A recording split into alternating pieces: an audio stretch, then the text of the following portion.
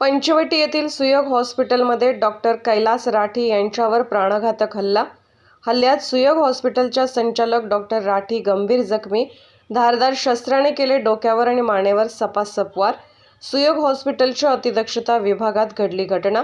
घटनेनंतर उपचार घेणाऱ्या रुग्णांमध्ये भीतीचे वातावरण. डॉक्टरला उपचारासाठी खासगी रुग्णालयात दाखल. हल्ल्याचे कारण अद्याप अस्पष्ट. पोलीस घटनास्थळी दाखल. तपास सुरू. पंचवटी हद्दीतील घटना.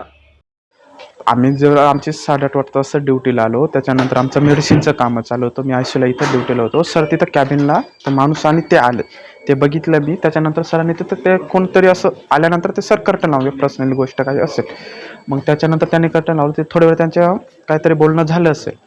मग त्याच्यानंतर मला इथं मेडिसिन मी करत होतो, त्यानंतर मला मारण्याचाच आणि शिवीगाळ काय असं करण्याचा आवाज आला. त्याच्यानंतर मी कर्टन उघडून बघितलं, तेवढा तो त्याच्या हातात त्या माणसाच्या हातात कोयता होता आणि तो सरांवरती वार करत होता. मग त्याला मी ओरडलं तिथं.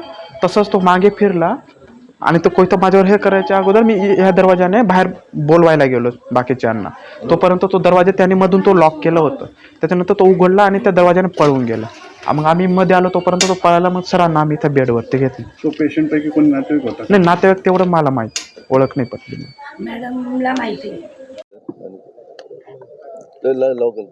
सर, रात्री डॉक्टरांवर हॉस्पिटलमध्ये हल्ला झालेला आहे. काय नेमकं कारण आहे, काय त्यांची प्रकृती?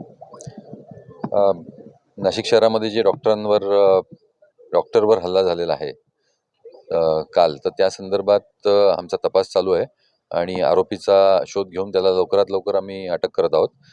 हे काही खाजगी वादातून हा इश्यू झालेला आहे. डॉक्टर पेशंट अशा प्रकारचं ते दिसत नाही आहे प्रथमदर्शनी तरी पण डॉक्टरांची जी सिक्युरिटी आहे सर्वच डॉक्टरांची, ती आमच्यासाठी खूप महत्त्वाची आहे.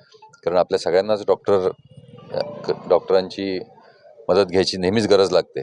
त्यामुळे ते सेफ राहणं आणि सिक्युअर राहणं आपल्या समाजासाठी आणि आपल्या शहरासाठी खूप महत्त्वाचं आहे.